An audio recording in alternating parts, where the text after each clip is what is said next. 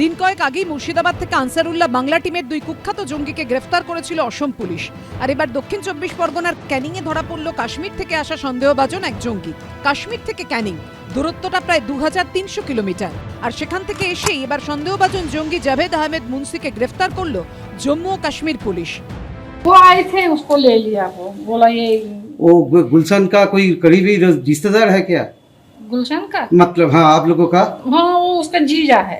जीजा है? हाँ क्या नाम क्या है? उसका उसका जावेद साहब। কে জাভেদ আহমেদ মুন্সি? গোয়েন্দা সূত্রে খবর, তেহরিকুল মুজাহিদিন নামে কাশ্মীরের এক জঙ্গি সংগঠনের সদস্য। সন্দেহভাজন এই জঙ্গি শ্রীনগরের চাঁদপুরার বাসিন্দা, আইইডি তৈরিতে পারদর্শী। জানা যাচ্ছে আল কায়দার কাছ থেকে প্রশিক্ষণ পর্যন্ত নিয়েছিল জাভেদ। অতীতে রাষ্ট্রদ্রোহিতার অভিযোগে জম্মু কাশ্মীরের শাহিদগঞ্জ থানায় তার বিরুদ্ধে মামলাও দায়ের হয়েছে। দরকার হচ্ছে সেন্ট্রাল ইন্টেলিজেন্স এজেন্সিস আর security forces, state intelligence agencies আর সিকিউরিটি ফোর্সেস একসাথে মিলে কাজ করা।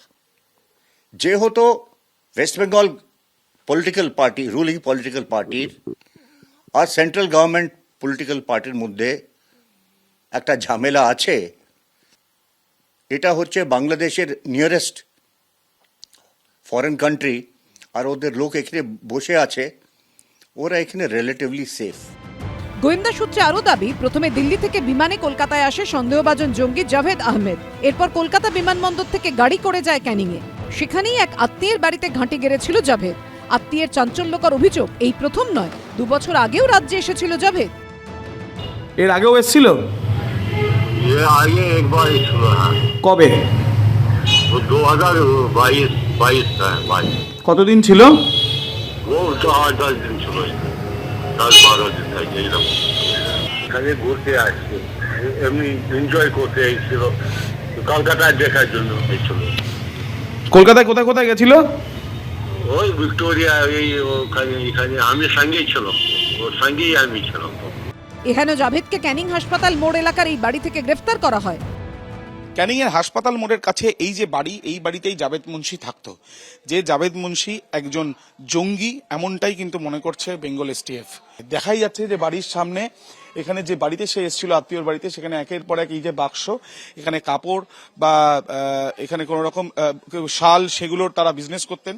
এবং তার সঙ্গে সঙ্গে গতকাল যখনই তল্লাশি অভিযান চালানো হয়, তার আগে বেশ কয়েকদিন আগে, কমপক্ষে 1 থেকে 2 দিন আগে সে এই বাড়িতে এসে উপস্থিত হয়েছিল। আমরা এইরকম পাড়ার মধ্যে কোনোদিন দেখিনি। তা আমাদের একটু আতঙ্কের মধ্যে লাগছে। প্রশাসনকেই দায়ী করবো, যে প্রশাসন যদি একটু তৎপর হয়, প্রশাসনের ওপরেই আমরা ছেড়ে দেবো। আমরা আর পাবলিক কি করব? আর ওনাকে কোনোদিন আমরা দেখিও নি, বা ওনার সাথে আমাদের কোনোদিন পরিচয়ও হয়নি। পুলিশ জানতে পেরেছে, তেহরিকুল মুজাহিদিন নিষিদ্ধ হওয়ার পর থেকেই নতুন জঙ্গি সংগঠন গড়ে তোলার চেষ্টা চালাচ্ছিল জাভেদ। সম্প্রতি জঙ্গি কার্যকলাপ চালানোর অভিযোগে কাশ্মীরে কয়েকজনকে আটক করে পুলিশ। তাদের জিজ্ঞাসাবাদ করেই জানা যায়, পশ্চিমবঙ্গে আত্মীয়ের বাড়িতে রওনা দিয়েছে জাভেদ। এরপরই তাঁর খোঁজে বাংলার এসটিএফ এর সঙ্গে যোগাযোগ করে কাশ্মীর পুলিশ। জানা যায়, ক্যানিংয়ে আত্মীয়ের বাড়িতে ঘাঁটি গেড়েছে সন্দেহভাজন জঙ্গি। শনিবার রাতে সেখানেই যৌথ অভিযান চালানোর পর গ্রেফতার করা হয় জাভেদ মুন্সিকে। আমাদের এখন কি করা উচিত? 3টা জিনিস করা উচিত। যে স্লিপার সেলটা, এই স্লিপার সেলগুলোকে শনাক্ত করা। তারপরে যখন শনাক্ততে বোঝা যাবে যে হ্যাঁ এখানে এদের সাথে যোগাযোগ আছে, সে তাদের কাজগুলিকে ব্যাঘাত করা, ইন্টারসেপ্ট করা। তারপর এই স্লিপার সেলগুলিকে দুর্বল করা। এটাকে ইংরেজিতে বলি আমরা ডিটেক্ট, ডিসরাপ্ট অ্যান্ড ডিগ্রেড। এর আগে 2011 সালেও জাভেদকে গ্রেফতার করে জম্মু ও কাশ্মীর পুলিশ। এরপর 2015 সালে জামিন পায় জাভেদ। জেল থেকে ছাড়া পাওয়ার পর নতুন করে নিজের ঘুঁটি সাজাতে শুরু করে। আর এই সন্দেহভাজন জঙ্গির গ্রেফতারির পর ফের একবার প্রশ্ন উঠছে, বাংলায় কি তবে জঙ্গিদের নিরাপদ আশ্রয় হয়ে উঠছে? এদিন আদালতে পেশ করা হলে ধৃত সন্দেহভাজন জঙ্গিকে ট্রানজিট রিমান্ডে নেওয়ার অনুমতি দেন বিচারক।